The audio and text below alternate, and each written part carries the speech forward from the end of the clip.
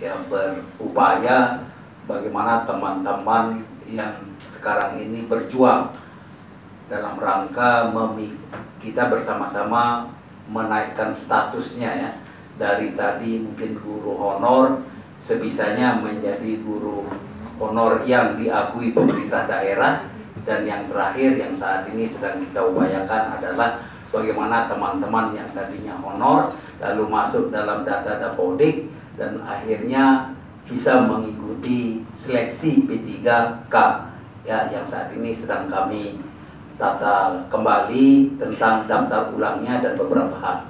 Nah, nanti ada beberapa mungkin juga akan bisa disampaikan oleh Ibu Kabid GTK karena secara teknis Dinas Pendidikan yang mengurus seluruh urusan dan BKD, kemudian Kemenang ya. Ini ada 4 unsur yang mengurus guru ya, baik itu disebut dengan tenaga pendidik maupun kependidikan. Nah, tentu dalam beberapa konstelasi kita berkoordinasi, tentu ada saja beberapa hal yang mungkin ada beberapa mungkin informasi-informasi yang terus kita coba koordinasikan ya, seperti tentang guru ini, karena guru agama ini ya di dalamnya guru-guru semua ini ada guru agama. Nah, guru agama ini ada yang diurus oleh Dinas Pendidikan, ada juga yang diurus oleh Kemenang.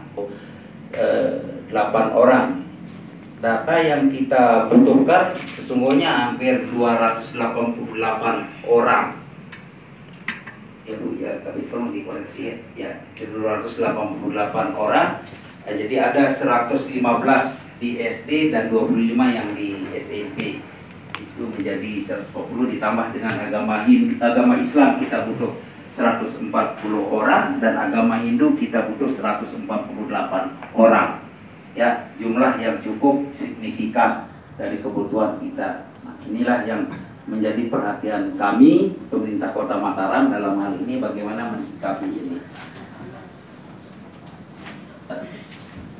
Kemudian langkah-langkah kami yang di Dinas Pendidikan melihat jumlah yang cukup banyak yang kita butuhkan ini, kami mencoba mencari informasi ke beberapa lembaga tentang bagaimana kita bisa mengalih statuskan tadi itu ya guru agama yang dari honor, kemudian sama dengan teman-teman yang non guru agama itu yang tadi seperti guru mata pelajaran, guru kelas dan lain sebagainya yang ikut P3K. Kita sudah mengusulkan ke BKPSDM itu hampir 1000 lebih guru yang bisa akan bisa diverifikasi sebagai calon tes P3K, tetapi yang bisa memenuhi syarat hanya 738 itu ya, 738 orang. 738 orang. Dari 738 orang itu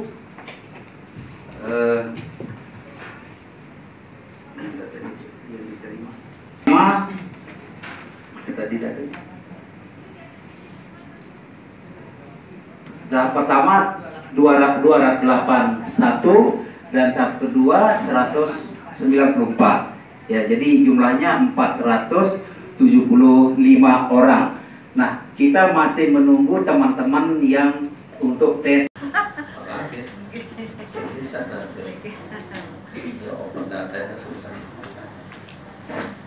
Terus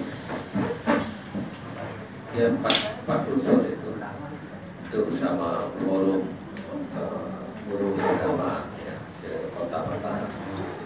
Tentu kami menyampaikan apresiasi pada yang saya hormati Pak Kadis Pendidikan, Ibu Kabid BKSDM, Bapak Kabid juga ya, Kabid istilahnya ya, nomenklatur ya, Pak Kabid Pak Haji ya, yang telah memberi perhatian dan kita dapat langsung ke rapat ini. Kemarin kita menunggu dari unsur yang Kemenang Kota Mataram, kita manfaatkan kesempatan untuk setidak-tidaknya memberi gambaran tentang kondisi tenaga guru kita, ya tentu ini di bawah kewenangan dari Dinas Pendidikan Kota.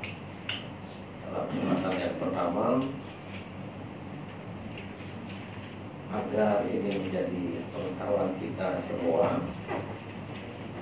kesempatan kami harapkan pada Pak dari P3K, dan yang membedakan antara PNS dengan P3K adalah P3K kontraknya per tahun dan maksimal 5 tahun, tergantung masing-masing daerah, dan yang substansinya tidak mendapatkan pensiun seperti PNS, tetapi Taspen sudah memberikan sinyal akan mencari siasat agar P3K juga bisa mendapatkan pensiun, mungkin dengan sistem menabung seperti Taspen yang setiap bulan dipotong iuran berapa. Nah, itu akan diterima ketika berakhir kontrak kerja.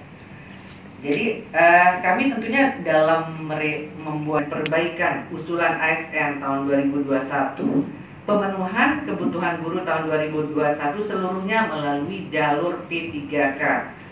Dan tadi sudah sempat dijelaskan oleh Pak Kadis, Pak Ketua, pengusulan kebutuhan guru P3K tersebut berdasarkan perhitungan ABK dengan mempertimbangkan pertama data Depodik Kemendikbudristek. Menurut data Depodik yang sudah disinkronisasi ke dalam e-formasi, jadi kita tidak bisa sembarangan mau mengusulkan semau kita atau jadi nggak bisa. Jadi semua by system. Jadi melalui e-formasi, dan itu jumlah Bu Kaban, kemudian Ibu dan Bapak Kabit tadi sesungguhnya sudah terjawab alur daripada proses-proses untuk penetapan atau kewenangan-kewenangan dalam mengangkat atau menegaskan status daripada P3K di guru agama di sekolah umum. Nah, hal demikian persis apa yang disampaikan Pak Kabit tadi ya, Kabit mengenai kewenangan. Inilah sesungguhnya yang kami juga selalu kejar. Mohon maaf Pak Ketua Dewan, kami sering juga diminta untuk rapat-rapat koordinasi di tingkat nasionalnya di Kementerian Agama Pusat. Ada kadang bergantian sama Pak Pengawas Pak Zainuddin, pada Pak Kasih. Ini juga kami nyaring selalu teriak tentang kewenangan pengangkatan dari penetapan daripada rekrutmen P3K di guru agama di sekolah umum. Nah, di akhir tahun 2000 tidak ada guru agamanya karena kemarin dipindahkan ke sekolah yang lain, sehingga kita berupaya untuk mengatasi itu. Saya ngomong sama kepala sekolah, bagaimana caranya Pak Kepala, mari kita angkat guru honor. Guru honor sudah terlalu banyak Pak, sehingga kita tidak berani mengangkat karena honornya nggak ada untuk kita bayarkan. Takbir. Sehingga saya sedih sama, saya mau bantu, saya tidak punya uang. Saya mau ikut menjadi guru di sana Pak, sudah tugas saya sebagai pengawas juga sudah terlalu banyak. Sekarang ini 3 kecamatan yang harus saya tangani: Cakra Negara, Sandobaya, kemudian Kecamatan Ampenan. Pak Haji Muksin itu sudah 3 juga, Mataram, Laparan, sama Skarbilu. Sehingga dalam jangka 1 bulan itu tidak habis, tidak selesai satu kecamatan yang 3 kecamatan itu kadang-kadang sampai untuk bicara undang-undang pemerintah daerah. Ya. Kalau kita berbicara undang-undang ini, bahwa azas pemerintahan itu kan ada 3, azas sentralisasi, azas desentralisasi dan azas dekonsentralisasi. Nah, guru agama awalnya sebelum tahun 2005 dia masih dengan azas sentralisasi. Jadi kewenangan azas desentralisasi di pemerintah kabupaten kota, azas desentralisasi itu kewenangan ada sepenuhnya di kabupaten kota. Adapun azas dekonsentralisasi adalah azas pemerintah pusat diberi kewenangan ke provinsi sebagai wakil pemerintah pusat yang ada di daerah. Itu artinya pemerintah daerah, kabupaten kota se-Indonesia melaksanakan azas desentralisasi. Nah, di dalam azas juga mengajarkan wal jamaah, baru kita didengar. Kalau sendiri-sendiri jangan harap didengar.